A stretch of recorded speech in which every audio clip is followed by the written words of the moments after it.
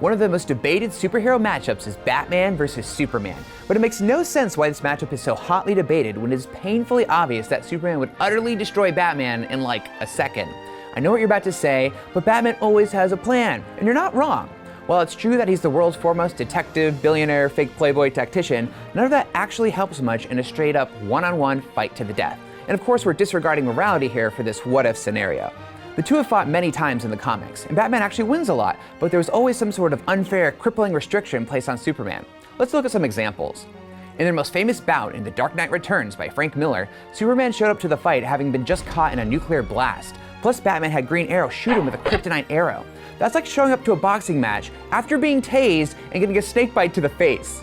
And then in Hush by Jeff Loeb and Jim Lee, Superman was struggling against the mind control of Poison Ivy. Superman didn't want to fight Batman and was holding back as Bats used all manner of trickery to wear him down until he could break the hold.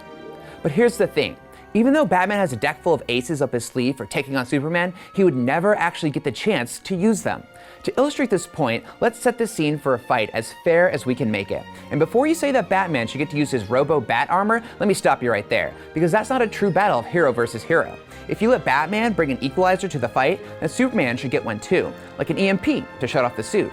And then it'll go back and forth until they're both so decked out with enhancements that it becomes more about who has better toys, and that's not what we're debating here.